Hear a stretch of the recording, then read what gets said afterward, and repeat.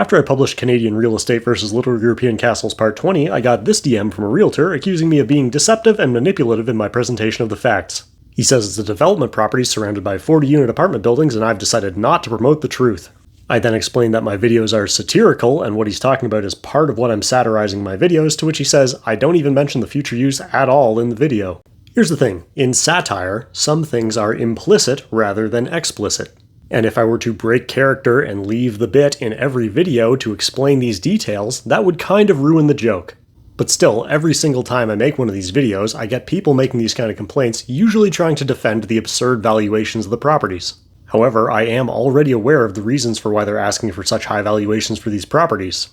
But that's part of what I'm making fun of. And I find that most people who watch my videos seem to understand this implicitly.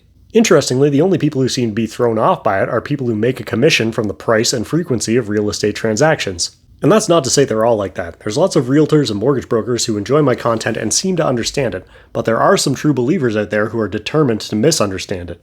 But to be clear, as I've been trying to explain, I still don't think these valuations are justified. For example, although we describe the property in question as a development property, it's only zoned for RT1, which is not multifamily residential. RT1 is single or two-family residential, so basically you can have a duplex or you can have a single-family home with a secondary suite or a garden suite. On top of that, as you can see from this photo that he sent me, it's not surrounded by apartment buildings. It has low-rise apartment buildings on one side and single-family homes on the other side. So the price is based on a speculation that you could build an apartment building there, but it's currently not zoned for that. And there's no guarantee they're going to rezone it just because it's next to apartment buildings. Cities don't always like apartment buildings to all be concentrated in the same place. Especially because this property is not located in the city center. It's pretty much at the edge of Kamloops.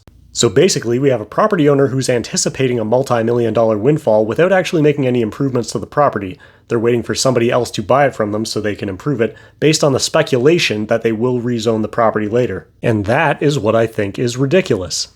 If zoning wasn't so restrictive in the first place, we wouldn't have these zoning lotteries where some people get huge cash windfalls because they've been sitting on property as land speculators.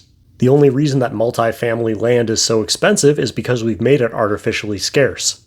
And the fact that somebody is sitting on this property until they get a huge price for it because they think it might be used for apartments in the future is a bad thing for the market as a whole.